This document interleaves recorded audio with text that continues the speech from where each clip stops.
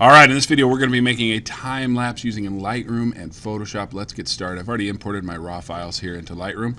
I'm going to try to go through this as quickly as I can. I'm going to select all of them by pressing Control A on my keyboard. And you can see that's going to select all my images. I then need to go to the Develop tab. And I'm going to go through and make some adjustments to my photos here. I'm not going to make you watch me do it. Just know that before you do that, though, you're going to want to turn on the auto sync right here by clicking on this button right here. Doing that will make it so that any changes you make to one image will actually happen to all of them.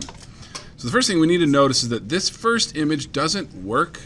Doesn't match the rest of the images. There was some slight movement in the time lapse, so we're going to ignore this first image. We're not going to make changes to that one. We want to make sure we're making changes to the one that is going to be exactly the same as all of the other ones. All right, I'm not going to go over all of these because you know all those, but I did want to show you a couple of things here. One is, look up here in the top right-hand corner. I got a little hair and a couple of spots that were on the sensor of my camera.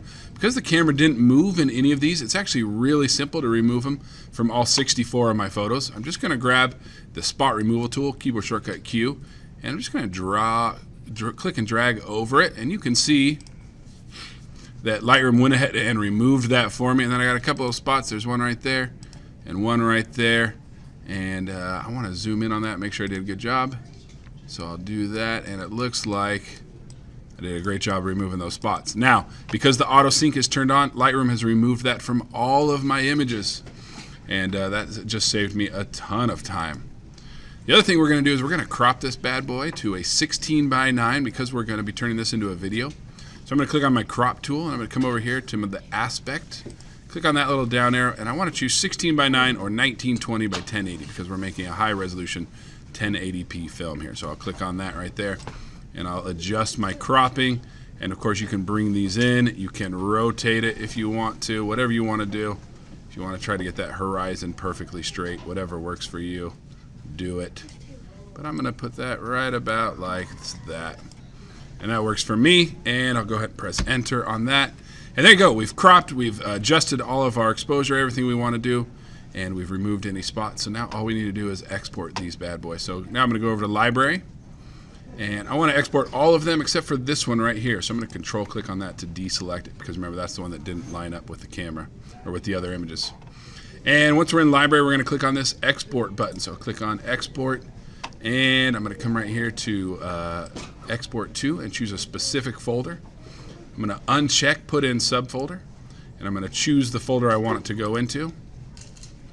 Make sure you put this somewhere where you can find it. The best spot, as always, is in this PC, Photo Drive, and your period, and your name. Of course, we always have a new assignment or a new folder for the name of the assignment. Here's my time-lapse practice. And then I'm going to make a folder called JPEGs. That's where I want these files to go. So I'll go ahead and click on Select Folder there. You can see they're going into the right spot. Scroll down here.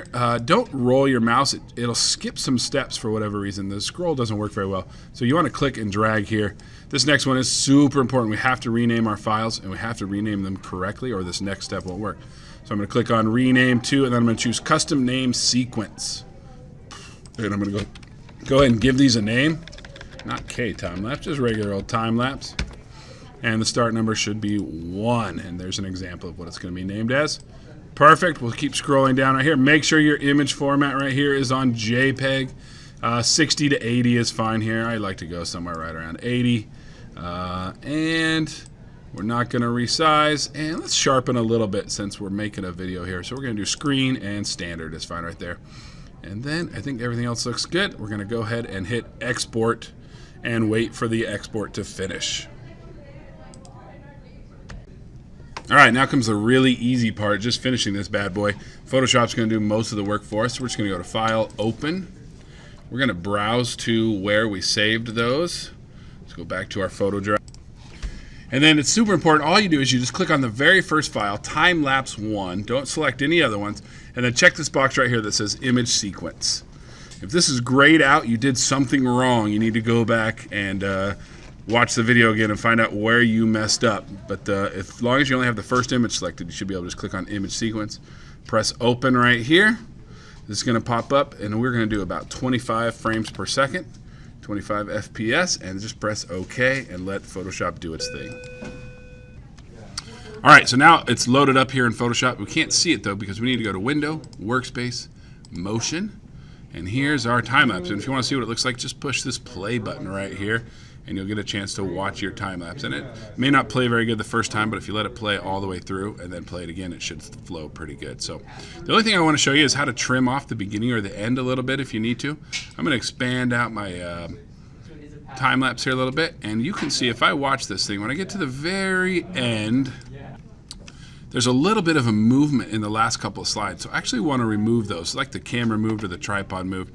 So I'm going to just remove those last couple of frames. So I'm going to click right here. I'm going to put my cursor right on the edge of my time-lapse clip there, and you can see it turns into that weird shape. I'm just going to click and drag this to the left a little bit, and we'll cut out about 3 or 4 frames and get rid of those ones where the camera moved. I could do the same thing at the beginning if I needed to, and that's how we remove a little bit from the beginning or the end if it doesn't quite work out. And that's it. Now all we have to do is export this bad boy. To do that, we're just going to go to File, Export, and we're going to choose Render Video.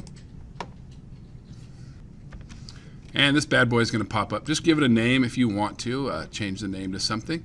Make sure you're putting it in the right folder. Mine's going to period 1, my name, time-lapse practice. Going into the JPEGs folder. I'd rather have it in the main folder, so I'll go in and find it real quick. And just right here, I'll just click on time-lapse practice instead of JPEGs and just press OK. That way I can find a little bit easier. And then we do need to change the size. Right now this is way too big. Let's change this number right here from 4096 to 1920, and this one over here to 1080.